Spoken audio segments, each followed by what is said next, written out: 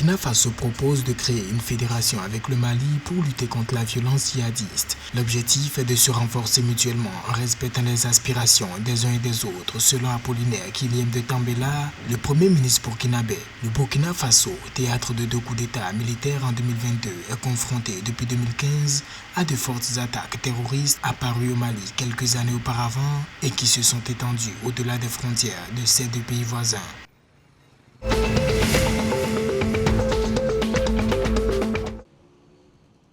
L'État du Niger et la Banque ouest-africaine de développement BOAD ont procédé à la signature de 5 accords de prêt d'un montant de 114,7 milliards de francs CFA et d'un don de 15,9 milliards de francs CFA, marquant la concrétisation des engagements de 450 milliards de francs CFA de la BOAD annoncés lors de la table ronde sur le financement du plan de développement économique et social PDS 2022-2026. Des annonces de montant global de 45 milliards d'euros ont été enregistrées pour un besoin global de 29,6 milliards d'euros, assurant ainsi une couverture globale de 150% du total des ressources attendues.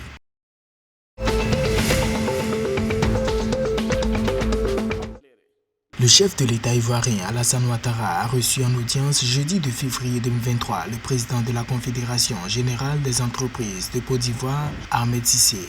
Au menu de leur entretien, la place de choix qu'occupent les entrepreneurs dans le programme de développement du pays. Selon le chef de l'État, il est important de créer une communauté d'hommes d'affaires nationaux capables de hausser le tissu économique ivoirien.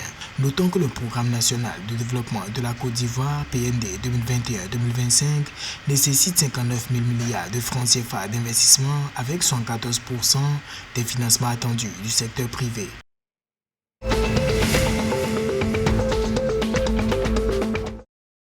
La Banque ouest-africaine de développement et le Fonds vert pour le climat préparent un financement pour l'agriculture durable dans la sous-région. À Lomé, au Togo, des experts élaborent un programme de financement de l'agriculture durable résiliente en vue d'accompagner les pays de l'UEMOA dans leur transition vers une agriculture résiliente et à faible émission de gaz à effet de serre. Il est ainsi question de mécanismes technologiques et financiers qui contribuent au développement de l'agriculture durable dans ces pays.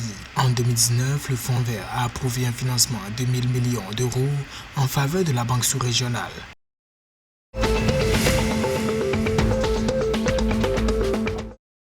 L'indice de perception de la corruption 2022, IPC, publié par Transparency International, relève que le Bénin a fait des progrès. Le pays a gagné 1 point comparativement à son score réalisé en 2021, soit 43 points sur 100 contre 42. Le Bénin passe ainsi de la 118e place en 2021 à la 112e sur 180 pays classés. Selon Social Watch Bénin, le pays a ainsi réalisé ses meilleurs scores, aussi bien au niveau de la note que du rang dans l'indice de perception de la corruption depuis 2012.